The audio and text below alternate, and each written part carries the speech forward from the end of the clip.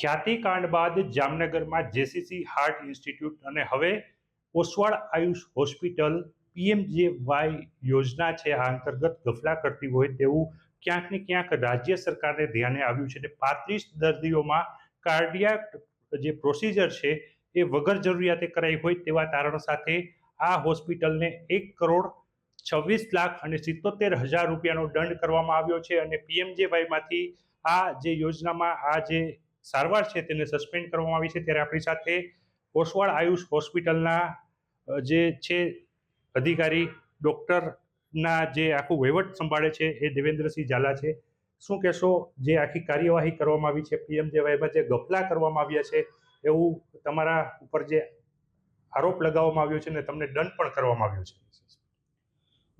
એમાં હું એવું જણાવીશ કે પહેલાં થોડું બ્રીફ એવું કરીશ આપ લોકોને કે પીએમજેવાય યોજના અંતર્ગત જે કાર્ડિયક વિભાગ છે અને જનરલ બીજા વિભાગો પણ છે, તો એમાં જે પીએમજેવાયના ધારાધોરણ નીતિ નિયમ પ્રમાણે એક આપણી અપ્રુવલ પ્રોસેસ હોય છે કે જેમાં દર્દી જ્યારે આવે છે, બરાબર છે, અને જ્યારે હૃદયરોગની તકલીફ હોય છે તો ત્યારે પહેલું એનું એન્જિયોગ્રાફી કરવાનું હોય છે.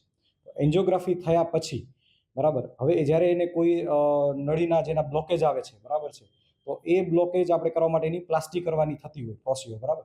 પણ આ પ્લાસ્ટી કરવા પીએમજેવાયમાં કરવા પહેલાં આપણે એનું અપ્રુવલ પ્રોસેસ લેવાનું હોય છે, જે આપણે સરકાર જે શ્રીના પીએમજેવાય પોર્ટલ ઉપર એના બધા રિપોર્ટ સાથે અને એન્જિયોગ્રાફીના વિડીયો સાથે આપણે પીએમજેવાય પોર્ટલ ઉપર એમની એક્સપર્ટ ટીમને મોકલી આપતા હોય, જેમાં એ લોકો 4-6 કલાકનો સમય લઈ એને ઓવરવ્યૂ રિવ્યૂ કરે અને પછી એના પછી લોકો આનું અપ્રુવલ આપણને આપતા હોય છે. એટલે આપણે આવી દરેક પ્રોસિજર જે છે કાર્ડિયક પ્રોસિજર એ એક આપણે અપ્રુવલ પછી કરવામાં આવેલી છે, બરાબર. એટલે અમે અમારા હોસ્પિટલના પક્ષ રાખીને અમે એવું કહીશું કે આમાં કોઈ પણ પ્રકારની ગેરરીતિ કે કોઈ પણ પ્રકારનું દર્દીને નુકસાન થાય એવું કોઈ પણ કાર્ય કરવામાં આવેલ નથી. ખાસ કરીને તમે કહેશો દર્દીને નુકસાન થાય એવું કરવામાં નથી આવ્યું, પરંતુ સરકાર તરફ એવું જસ્ટિફાય કરવામાં આવ્યું છે, તજજ્ઞોના અભિપ્રાયના અંતે જ આ પ્રકારે કરવામાં આવ્યું છે. કારણ કે સરકારની જ્યારે વાત આવે છે, સરકારે જ્યારે તમારા ઉપર એક્શન લીધું છે, હોસ્પિટલને ટર્મિનેટ કરી છે આ પ્રકારની, તો એમાં હું તમને એવું જણાવીશ કે એક ડિફરન્સ ઓફ ઓપિનિયન કહી શકાય છે, બરાબર છે, કે ઘણા બધા સારવારમાં એવું હોય છે કે કન્ઝર્વેટિવ મેનેજમેન્ટ અને સર્જિકલ મેનેજમેન્ટ પણ એવા આવતા હોય છે, બરાબર છે.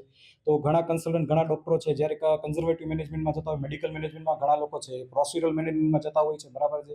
તો આ એક આપણે જે અલગ અલગ એક્સપર્ટ ટીમનો ડિફરન્સ ઓફ ઓપિનિયન કહી શકાય, બરાબર છે. જેમ સરકારશ્રીની જે એક આરોગ્ય ટીમે જે આ નક્કી કર્યું છે તેમ અમારી પાસે પણ ભારતભરની નામાંકિત હોસ્પિટલના કાર્ડિયોલોજિસ્ટના રેફરન્સ છે જે આ 35 દર્દીઓના, બરાબર, કે જેમાં અમે કોઈ પણ પ્રકારની ગેરરીતિ નથી આચરી, એ પણ અમે અમારી સાઈડથી અમે પુરાવા મેળવી લીધા છે.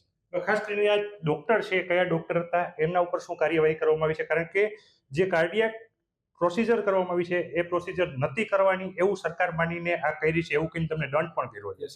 એટલે આ અંગે જે અમને સસ્પેન્શન પીએમજેવાય યોજના અમારો જે કાર્ડિયક વિભાગ છે, તો પીએમજેવાય યોજના કાર્ડિયક ડિપાર્ટમેન્ટને સસ્પેન્ડ કરવામાં આવ્યો છે અને અમારા જે ડૉક્ટર શ્રીપદ વિવસ્કર સાહેબ છે તો એમને પણ યોજના પીએમજેવાય યોજના અંતર્ગતથી સસ્પેન્ડ કરવામાં આવ્યા છે અને આશરે લગભગ કરોડથી 1.25 કરોડ રૂપિયાનો દંડ કરવામાં આવેલ છે. 1.25 કરોડ આસપાસનો દંડ પણ કરવામાં આવ્યો છે. છતાં અત્યારે આ ડોક્ટર છે એ પ્રેક્ટિસ કરે છે કે કેમ? કારણ કે સરકારે ચોખ્ખું કીધું છે કે આમાં ગેરરીતિઓ થઈ છે.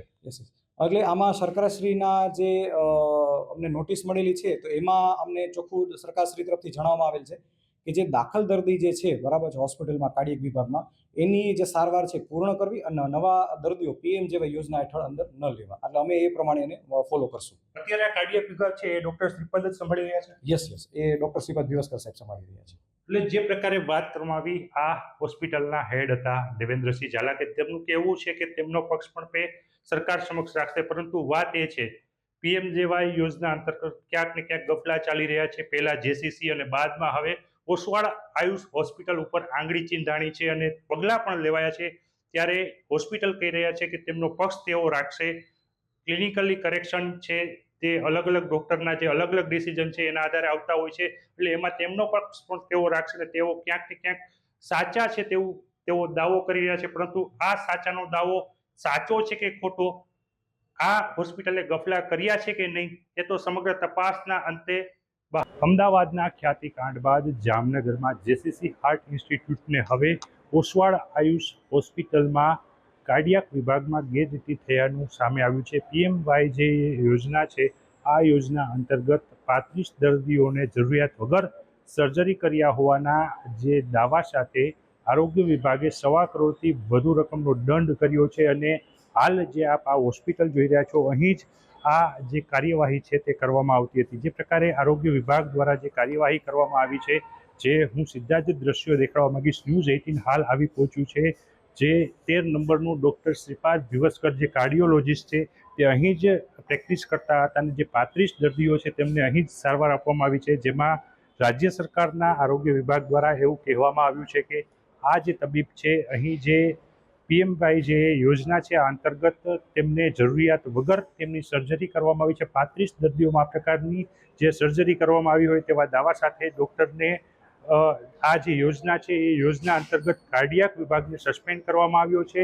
પીએમજેવાય યોજનામાંથી બાદ કરવામાં આવ્યો છે. આ ઉપરાંત હાલ હોસ્પિટલને 1.26 લાખ અને ઉપરની રકમ છે તેનો દંડ પણ ફટકારવામાં આવ્યો છે. તો બીજી તરફ હોસ્પિટલના સત્તાવાળાઓ કહે છે કે અમારી સર્જરી છે તે સાચી છે, તેને લઈને તેઓ પણ પક્ષ રાખવા માગી રહ્યા છે. સરકાર બોલાવશે તો તેઓ પણ પોતાનો પક્ષ રાખશે તેવું તેમણે કહ્યું છે. ત્યારે સાચું છે એ શું છે અને ખોટું છે એ શું છે એ તો સમગ્ર તપાસને અંતે જ બહાર આવશે. કિંજલ કારસરિયા, ન્યૂઝ 18 ગુજરાતી, જામનગર.